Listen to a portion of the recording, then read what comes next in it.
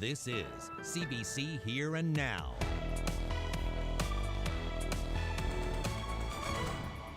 The overall market has not been kind to this industry. First time in several years, we're starting to see some optimism in the market. New home construction is the lowest it's been in 5 decades, but sales are starting to climb again. Tonight, Terry Roberts looks at the real estate game. We found that we have many complementary skills which can actually take us a long way. It started as a class project, but now they're running one of the latest St. John's startups, and later you'll meet the people behind Creatros. I don't agree with what he said, no, and I wish he would have apologized. I don't agree with what he said, but he's not a monster. And later, local former NHLer Terry Ryan weighs in on the Don Cherry controversy. Welcome to Here and Now. I'm Anthony Germain. Well, here's something to try to get your head around. New home construction in this province? Well, it's at a 50-year low, and yet residential sales are up following a bad year in 2018. Now, it's not always easy to figure out real estate, but one thing is certain, it's a buyer's market. Here and Now's Terry Roberts reports. Let's start with the bad news. If building homes is your business, there's not much of this going on lately. Few have ever seen it so slow. We've been sliding for a few years now, and in fact, we're probably hitting a low of about 50 years for new home construction in this province. Why?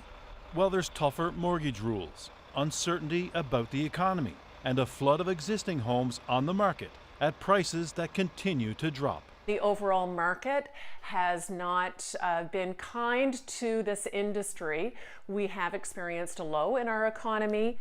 Membership in the Home Builders Association has thinned out. Companies are switching their focus to renovations, driven largely by energy efficiency upgrades, the so-called muskrat effect, or have left the industry altogether. And some are back in the trenches, trying to stay afloat. We do have members that have put the belts back on, and they're back on site, whereas before they might have been just managing the projects. 2 guys framing this house. Not long ago, there would be 5 hands on the job. So earlier this decade, the housing market in this province was completely on bust. We're talking more than 4,000 homes being built every year. Of course, that drove prices into the stratosphere. Well, this year, there won't even be 1,000 homes built in this province. It is not a great time for the industry, but the businesses that are here today are determined to stay. For the first time in several years, we're starting to see some optimism in the market. But on a more upbeat note, sales for existing homes are on the rise, after a 2018 that many realtors would rather forget. Last year was the worst year we've had in 20 years. A bump of roughly 300 sales so far this year, but prices continue to drop, with entry-level homes driving the business. In our marketplace, that's right in that sort of sweet spot of $250,000. If you've got a product that's priced in that area, those are the ones that are selling the quickest. And there's a glut of homes, more than 6,000 of them on the market. And that's strongly in the buyer's market category, but it's coming down. Here's a sign of the times. A small home in East End, St. John's, on the market since June, with the owner saying there's been very little interest. Terry Roberts, CBC News, St. John's. There was a major change in leadership at Nalcor today. The top guy in charge of finances has been let go, and Derek Sturge is leaving with a payout of nearly $1 million. Sturge was the chief financial officer and an executive vice president of Nalcor.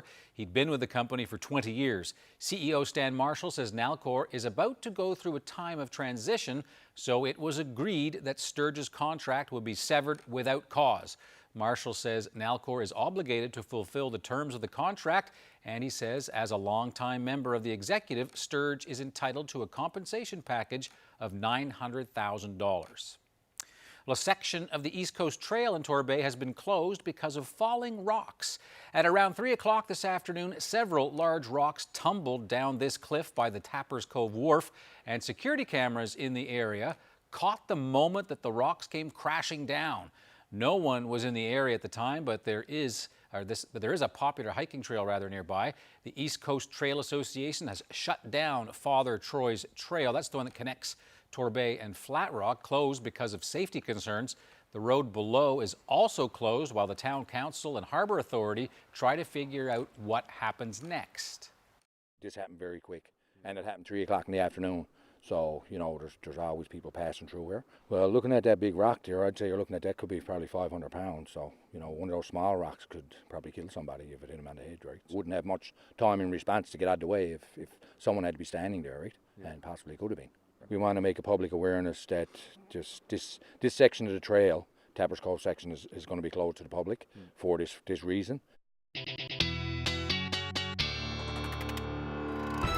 Well, speaking of the East Coast trails, it was a beautiful day to get out as far as that sunshine goes, and a little less windy than we saw yesterday, but those temperatures significantly less than what we were seeing yesterday. 16 degrees, in fact, from 24 hours ago here in the St. John's area, 13 in Bonavista.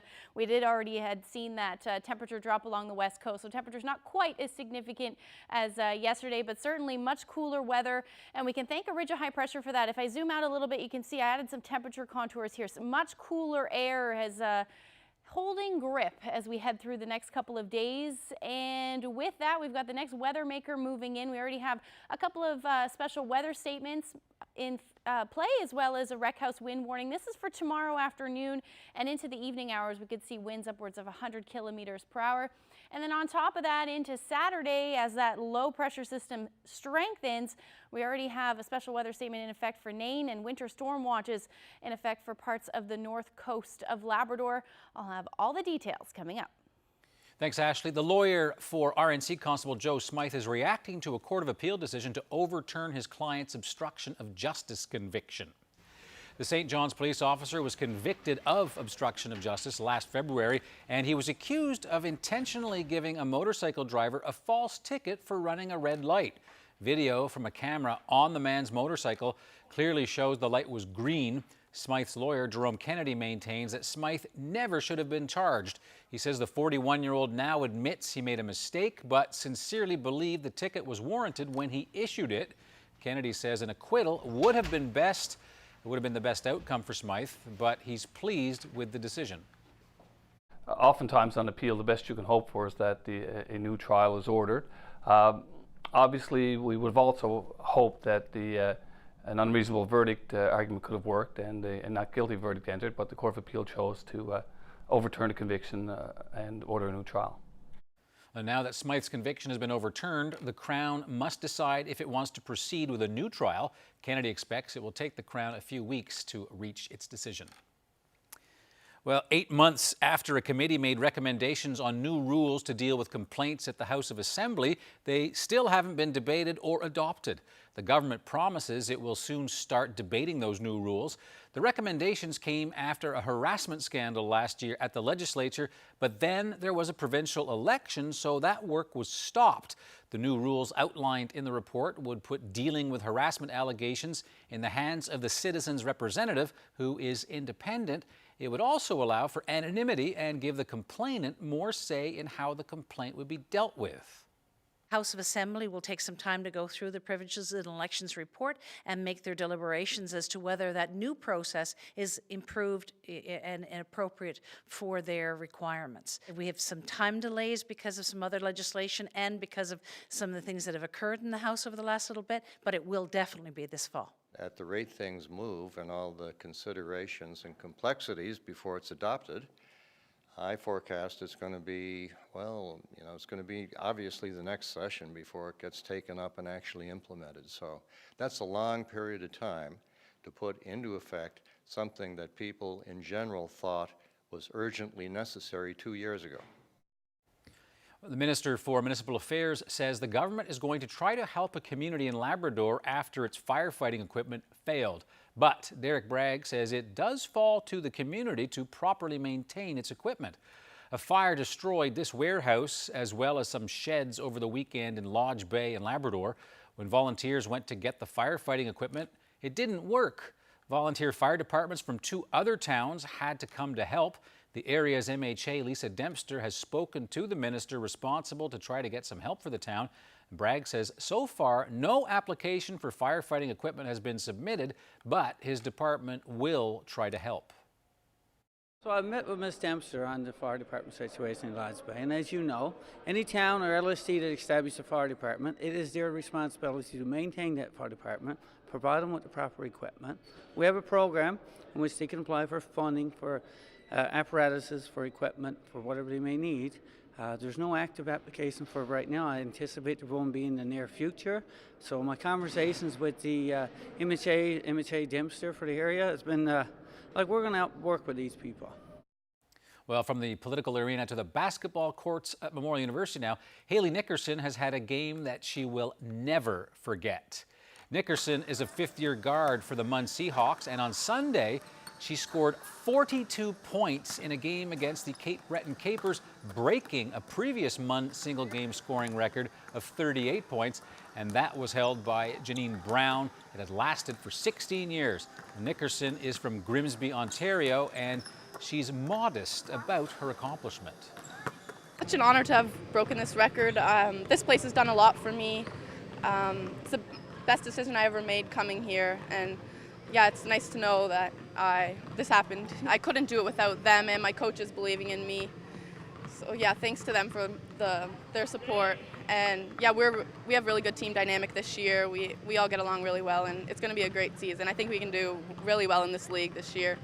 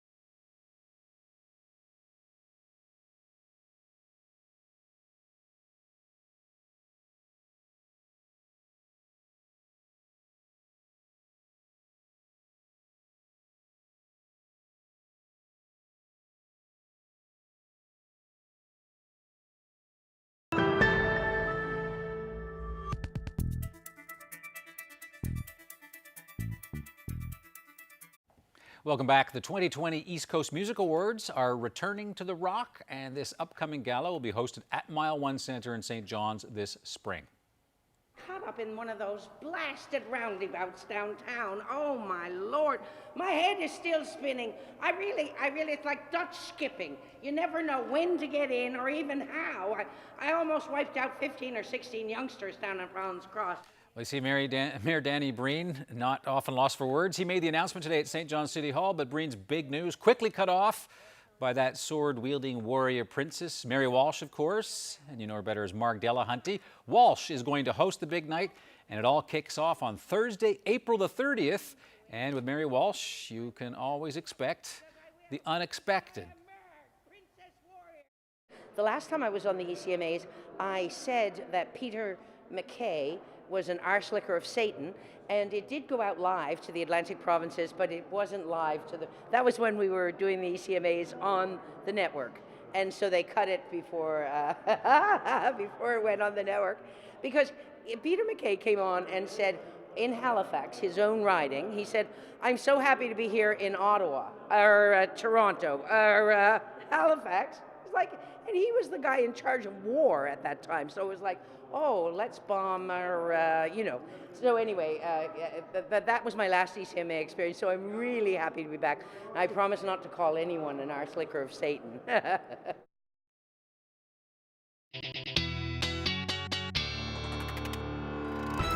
Kind of a hard act for weather to follow, so we'll keep it. Just a little bit. Yeah, so where do you want to start now?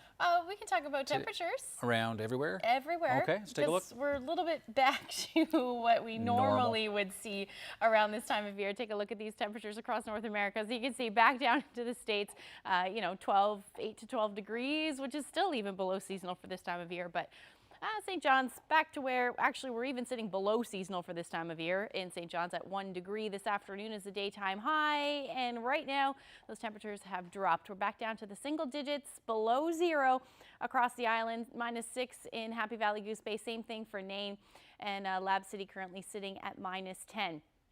Now, as we head through the night tonight, it's generally quiet, but we are going to start to see that potential for some flurries move in along the west and south coast after midnight tonight. That's going to spread up towards the northern peninsula. Slight chance you could see a few flurries there as well.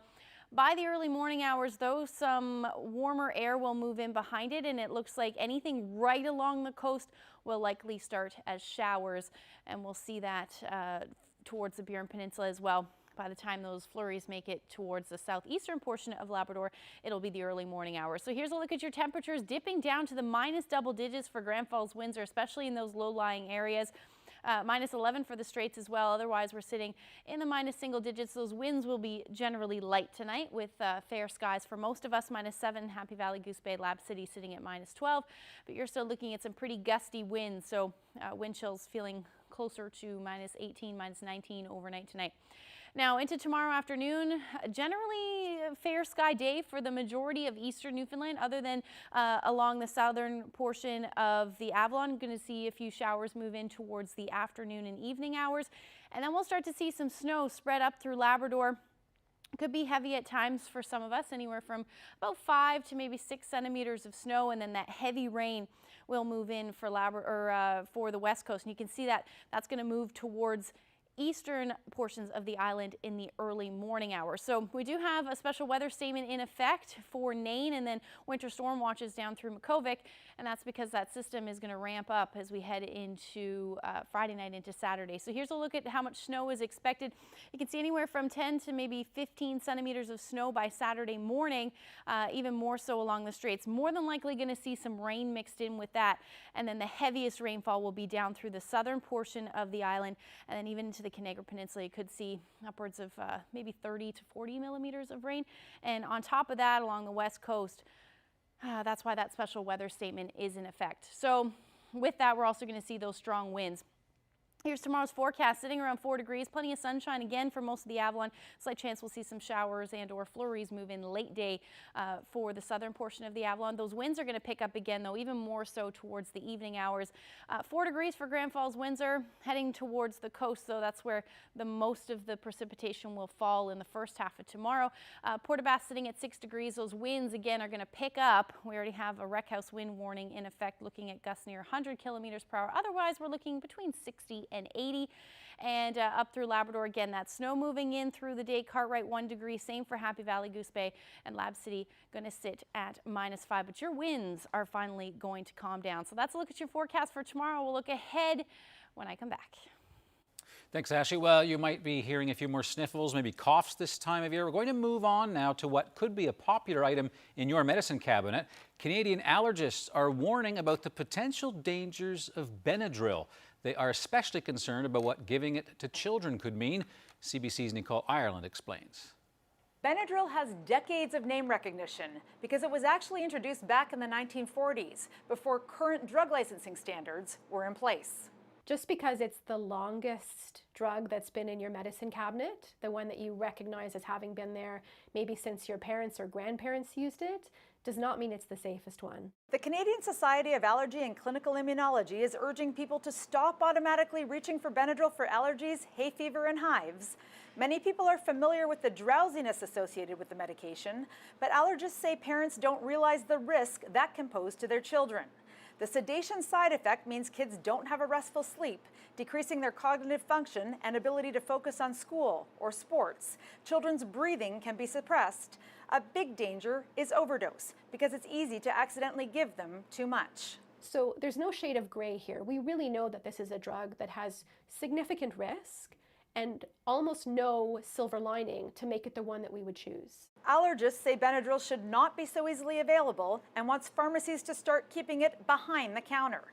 That's an idea this Toronto pharmacist supports. Basically what this is doing is forcing an intervention with the pharmacist.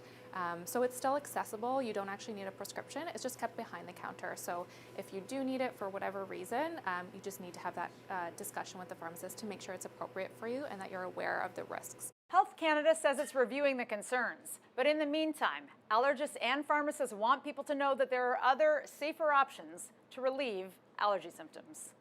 Nicole Ireland, CBC News, Toronto. Well, Terry Ryan was about that age, that size, watching Don Cherry, and he has a lot to say about the controversy that's coming up.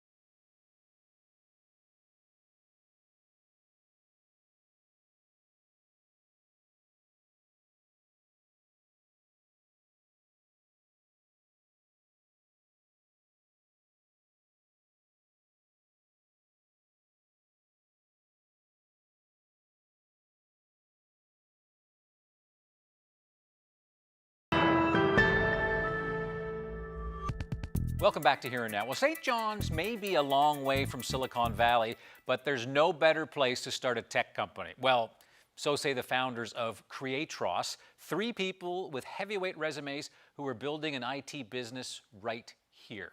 But instead of blazing a trail, Creatros is trying to join the club of local tech companies to hit the big time. Here Now, Zach Gowdy has that story tonight. Arif Sheikh, Manjoor Hassan, and Ashley Sullivan are trying to take their big idea from the classroom to the boardroom. But do they need to take it from St. John's to Silicon Valley? They don't think so. It's IT, and IT doesn't need to be anywhere. It always needs an access to internet. We're proving that you can headquarter a successful big company, not just a small company and then you move on. Like, you can actually continue your growth here. Their company is called Creatros. The 3 founders formed an unlikely friendship when they were teamed up for a group project at Memorial University. There was no way we would have ever met any other way. We come from totally different worlds. So that's where we met, and then we found that we have many complementary skills which can actually take us a long way. It turned out they each brought something different to the table. Sheikh knew the world of business. So I have a PhD in management science from Kent Business School in UK. Hassan knew the tech. I am originally from Bangladesh. I'm currently doing PhD in AI and machine learning. Sullivan knew how to innovate and solve daily challenges. She has degrees in physics and engineering, but her life experience gave her a real edge.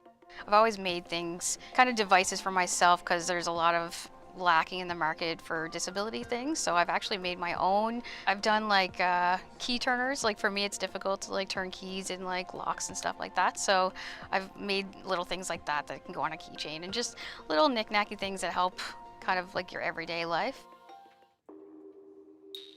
An everyday challenge for big companies is how to assign the right person to the right job, especially in the software business where new skills are in constant demand. As we know, software developers are a very valuable resource for software companies, and these guys learn at a very, very rapid pace. These skills they acquire, without exaggeration, they can learn every new skill in 2 or 3 days. So trying to keep track of who knows what in a company is very difficult, especially if you have, more than 10, 20 developers. You can't say what one person knows precisely. Creatros plugs into a company's existing system, then uses artificial intelligence to create a searchable inventory of in-house skills. You can describe it as more of a Google inside your project management system, where you can search a skill. For example, you can ask who knows CSS3 or CSS grid, and you search it, and it shows you who knows CSS grid and how many projects they have done or how many tasks they have done. For like managers, they can either assign the proper teams with the proper suited skills, make sure there's no project delays, or assigning tasks to the right people that actually matches the skill set that they actually have. Their company is all about finding the right person, but the founders know they've already found the right place to build it. Creatros is headquartered at MUN's Genesis Center, the cornerstone of a new industry that's been building in this province, brick by brick, tech company by tech company. Newfoundland is showing a great potential, and this is because the ecosystem is really good, and we figured that out. We have in our own neighborhood success stories like Verafin, and we have Collab coming up strongly, My Size growing up, so they all inspire us to actually grow here.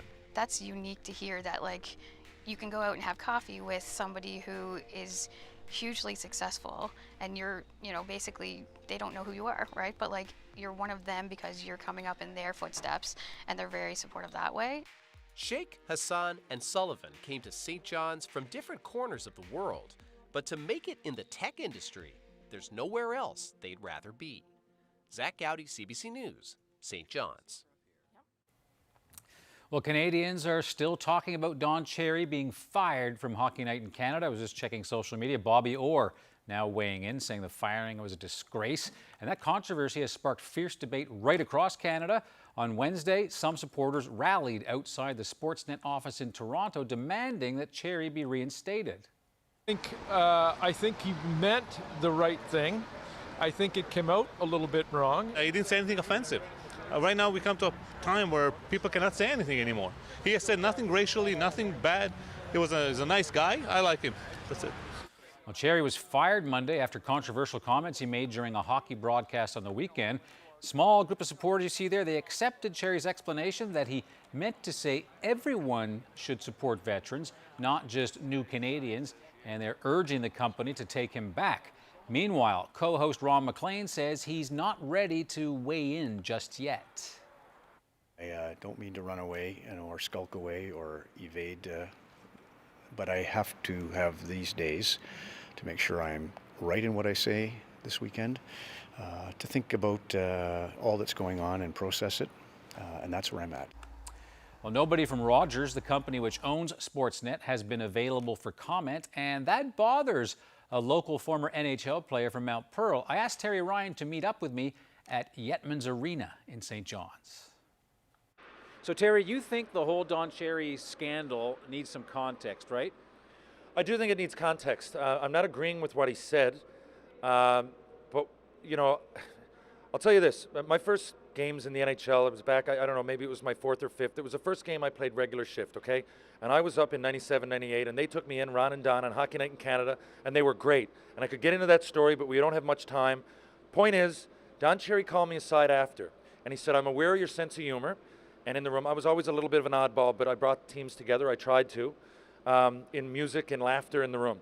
And he called me aside after, and he said, you know, our game, and this was in the late 90s, like I said, he said, our game is going through a change.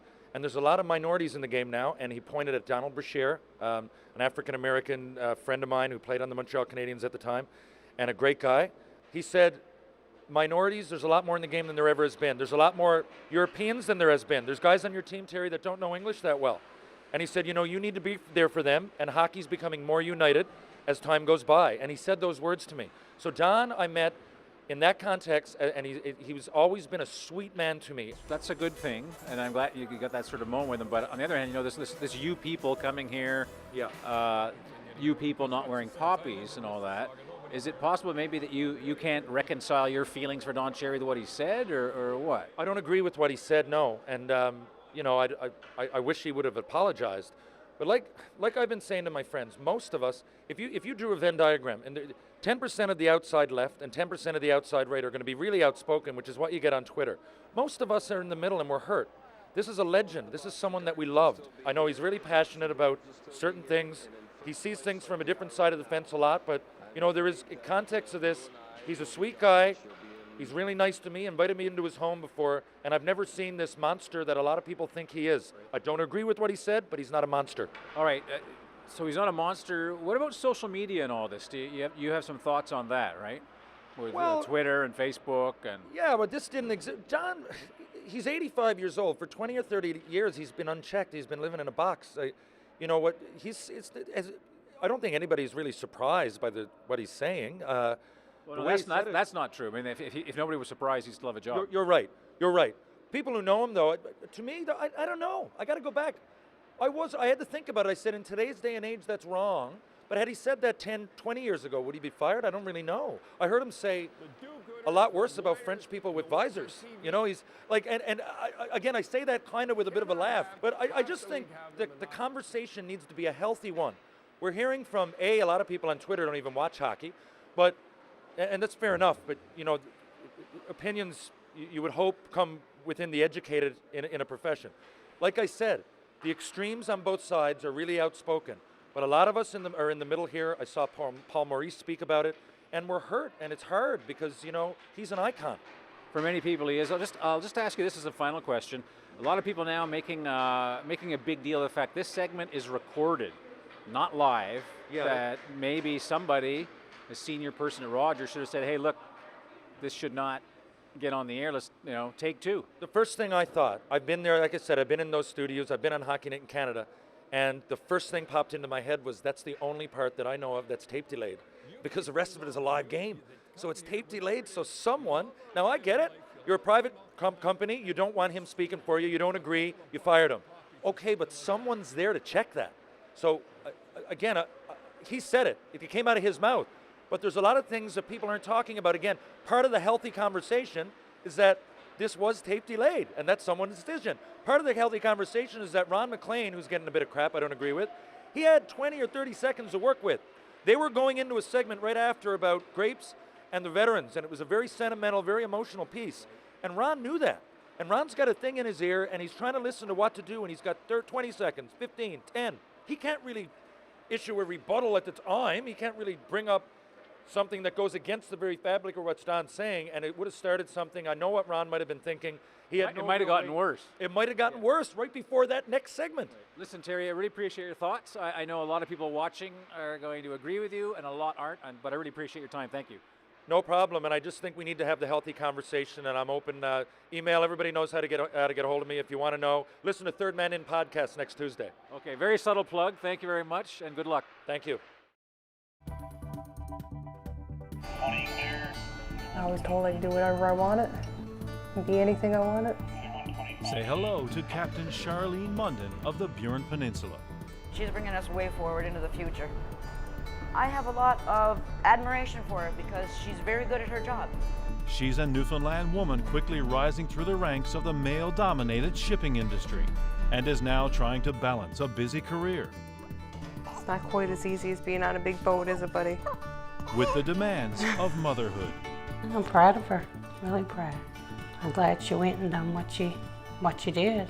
That's the first thing I'll say. Aye, aye, Captain Gurley. That's Monday on Here and Now.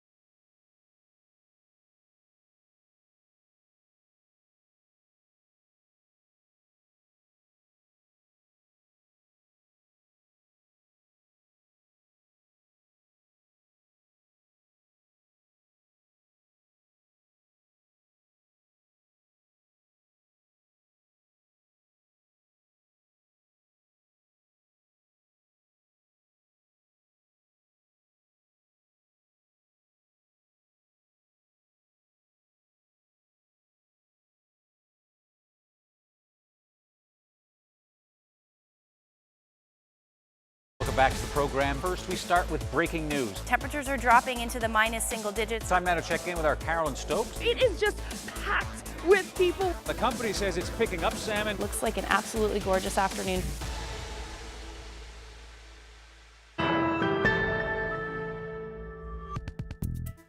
International news now. Sad news. A city is in mourning as America struggles to cope with yet another school shooting. This time, it was near Los Angeles. A 16-year-old shot and killed 2 students and wounded 3 others before shooting himself. CBC's Kim Brunhuber has the latest from California.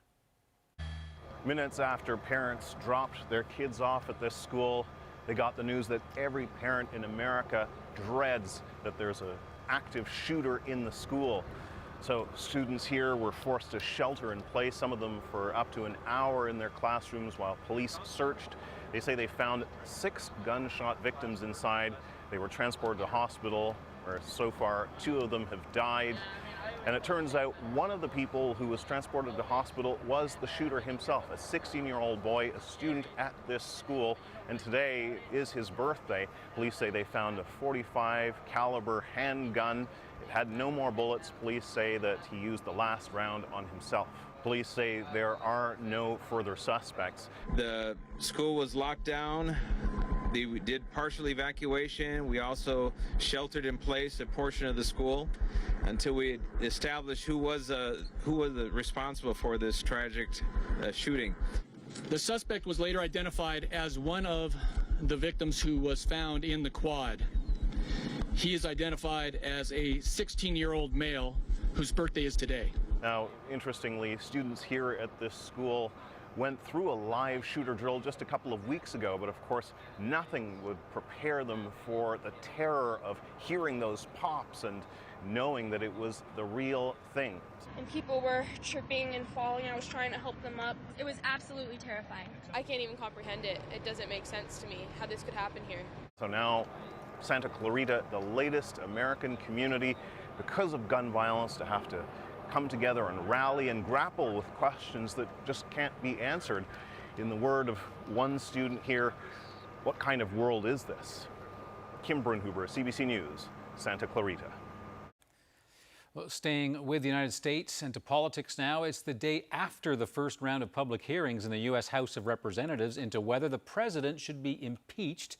Hearings resume tomorrow, but for some, the evidence is already clear. The Speaker of the House is one of them. Nancy Pelosi, of course, is a Democrat. What President Trump has done on the record in terms of acting to advantage a foreign power to help him in his own election, and of the obstruction of information about that, the cover-up, makes what Nixon did look almost small. Almost small. But the inquiry doesn't appear to be leading to much loss of support for Donald Trump, at least not from his base. His re-election campaign raised more than $3 million yesterday on the first day of the public hearings. Trump calls the impeachment inquiry a hoax and a sham. Back to Canada now, to British Columbia, which has announced new rules on vape products. They include higher taxes as well as restrictions on sales and advertising, as well as limits on nicotine content and constraints on packaging.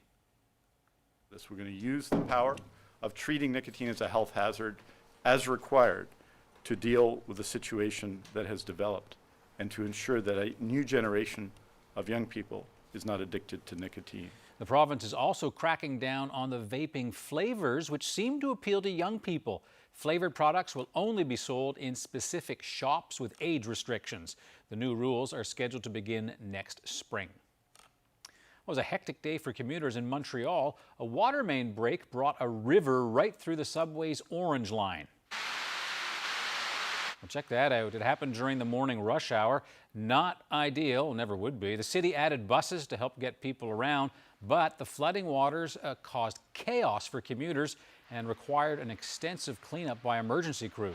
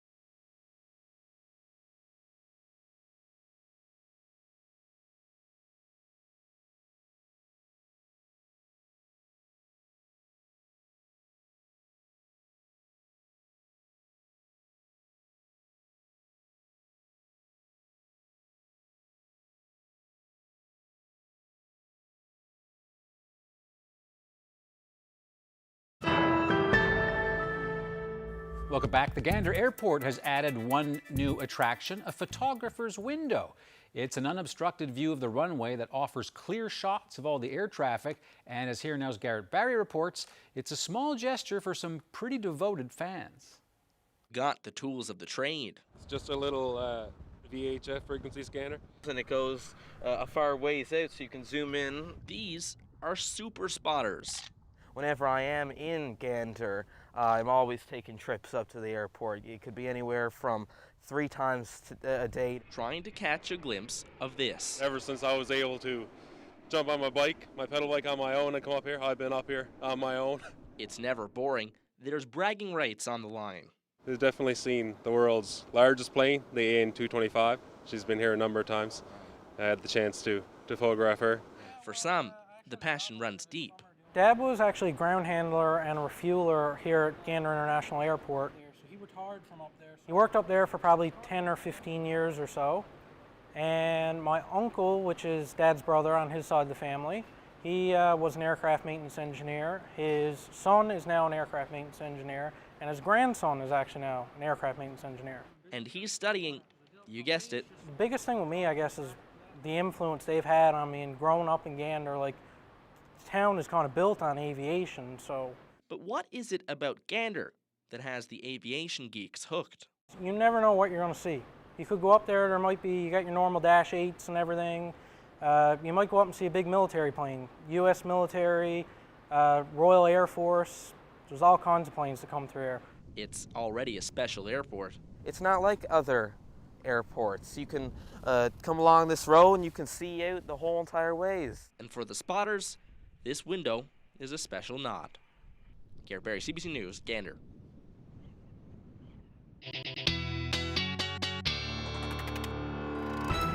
Nice clear weather there. Question for you before we go on. You sort of piqued my curiosity earlier. Yeah. You talked about a winter storm watch. Yep, winter storm watch. Winter hasn't started yet, right? So what? We don't have to wait for winter storm watches? No, and I think people in Labrador would be That's very true. different. It's true. They would have a very different idea of when winter starts. But no, it's just winter weather. Okay, so winter snow. storm warning is just letting you know that there's some winter weather on the way. And that's certainly the case for parts of Labrador. Let's take a look at what some of the models are saying. So we're going to start to see that snow push up through Labrador through the day tomorrow, in the morning anyway, and then it'll head towards the coast by the afternoon and evening hours. And then those winds really ramp up. So we do have that wreck house wind warning in effect. For you, you're looking at gusts near 100 kilometers per hour. And as this low pressure system organizes and strengthens, that's when we're going to start to get that wraparound wind, and those winds are going to strengthen along the coast. You could see gusts up through Nain as well, peaking near 80, maybe even 100 kilometers per hour down through the Makovic area. But otherwise, the next system that's going to affect us will be that heavy rain that I mentioned through the day, overnight into Saturday morning. For most of the island, and behind that we start to get into some of that colder air. It's because there's a pretty sharp cold front that's associated with this. So once that continues to move further east, there's that heavier rain that I was mentioning for parts of the Avalon, and there's that cold front. You can see that significant wind shift, and that's going to head towards the Avalon into Saturday afternoon. With that, we're going to see a sharp drop in those temperatures. And some of the models are pointing at the fact that we could see a few centimeters of wet snow quickly Saturday afternoon, and then it should clear in behind that as it moves out. And again, it's happening quite quickly, so there's still some debate on what's going to happen exactly as far as that snow goes, but don't be surprised if we do see a couple of centimeters. Likely won't accumulate because those temperatures in the afternoon will be upwards of like 8 or 9 degrees. So it's going to be hard for the pavement certainly to see some of that accumulating snow. As we head into Sunday though, overnight Saturday into Sunday, start to get into another ridge of high pressure, things should clear out, and it actually looks like a lovely Sunday for most of us. Another system starts to move in for us on Sunday up through Labrador, northern portions of Labrador anyway. So here's those temperatures. I mentioned 10 degrees for St. John's. These temperatures will reach those higher in the morning, and then they're going to fall as we head further west. So Marystown looking at that high at 7 degrees. That again will be in the morning. You'll see your temperatures drop once that cold front moves through. Straits here looking not too bad, -2 with the chance of some sunshine. Otherwise, slight chance of flurries for St. Anthony. And again, windy conditions up through the coastal portion of Labrador have strong winds in for Cartwright and some snow again, and you're looking at a temperature near 1 degree. Over the next couple of days, we are going to see that temperature drop, though, come Sunday and Monday, even into Tuesday, but it does look like a return of some showers. And overnight, look at that temperature, 9 degrees. So we're going to see another jump up in those temperatures by the time midweek next week rolls around. For central Newfoundland, temperatures sitting in the single digits, minus single digits on Sunday as that cold front pushes through, but it does look like sunshine right through Monday, and then Tuesday is when that next system will roll in, bringing a little bit of winter weather in. And then same thing for western Newfoundland, 3 degrees by the time Monday rolls around, but again, the weekend looking gray with that chance of flurries and temperatures below 0 for most of you. Now for eastern Labrador, you're looking at temperatures hovering around the minus single digits for most of the weekend. And then Tuesday, the next system rolls in. Could see some ice with this one as well as those temperatures bump up overnight. And then for western Labrador, -5, -9 on Saturday, again hanging on to that chance of flurries. Monday and Tuesday look beautiful, but overnight Monday dipping back down to the minus teens. Thanks, Ashley. Well, how casual is too casual for the office? A politician has triggered a heated debate on that very subject in Quebec. CBC's Alison Northcott has more now on Catherine Dorion, whose clothing choices have made her an outsider inside the National Assembly. With her T-shirts, toques and Doc Martens, Catherine Dorion stands out at Quebec's National Assembly. That hoodie she wore last week became the latest flashpoint after other lawmakers complained Dorion left the legislature. I come to do my job, and you tell me that because of what I look like, no, you don't fit in, Dorion said this week on Quebec's popular talk show Tout le monde en parle. So I'm wearing this hoodie today to show my solidarity with Catherine Dorion and with women in Quebec who find themselves criticized for the way that they dress. Willie Blome co-organized a social media protest today with the hashtag #MySweatshirt, I think we see really a pattern of behavior that women are really often taken to task for the way that we dress in a way that's quite aggressive and quite virulent. So really today is about a day of solidarity of women saying we've had enough. Dorion was elected last year with the left-leaning Quebec Solidaire and has been called out multiple times for her casual clothes. By wearing a hoodie, she was basically giving a big FU to the Assemblée nationale. Some see it as a provocative lack of decorum. The best way to be a victim in Quebec in 2019 is to say, well, they're attacking me because I'm a woman. It has nothing to do with the fact that she's a woman. It has to do everything to do with the fact that she's an MP and she's representing people at the Assemblée nationale. On Halloween, Dorion posted this photo, sitting on a desk in the Legislative Council chamber, wearing more formal clothing as a costume. But some MNAs found it offensive and complained to the Ethics Commissioner. The blowback has also included this cartoon, and some columnists and a fellow politician suggesting she's putting on a show. À cause de mon coton ouaté.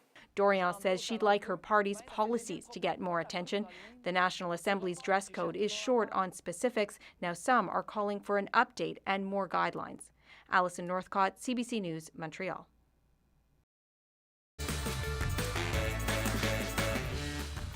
Well, how about this photo? I love it. Little reflection there. No idea where this is taken.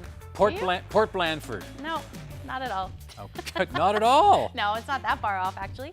Okay. I'll tell you where this is to when we come back.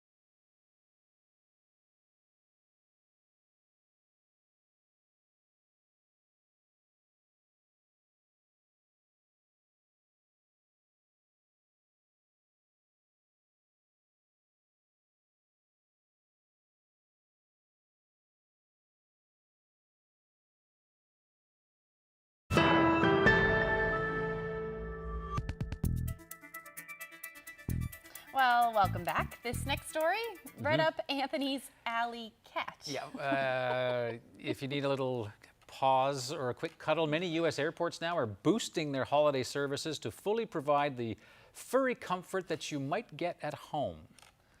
Cats, oh, look at that. Curious calico there.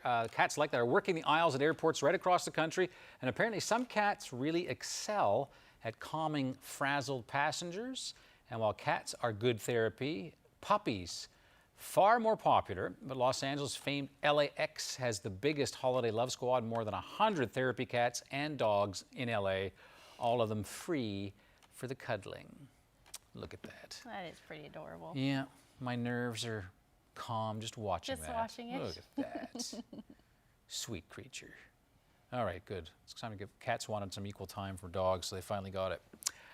Now, to the picture that Port Blandford was not it. Where are we? Beautiful cabin in the woods. This picture was actually taken in Bonavista Bay. In Cottles Cove. Cottles Cove. Great spot. Nice reflection there too. I love that photo. As soon as I saw it, Judy Pike sent us that photo. As soon as I saw it, I knew it had to go on. I love it. Nice composition. The colors. This might be a little bit earlier in the season, but I can't really tell because they're just green trees that don't actually change color. So there's nice green motif there. Thank you very much, Judy. Yes, thank you so much for sending that in. And if you have any weather photos you'd like to share with us, send them to nlphotos@cbc.ca. And don't forget, tomorrow is Friday. The week went by fast because it was Remembrance Day, and we'll be taking a look at who's celebrating birthdays and anniversaries on tomorrow's show. Hope you can tune in for that as we head into the weekend. Of course, Ms. Brawweiler will have all your weather info for the weekend as well, so we'll see you tomorrow. Good night.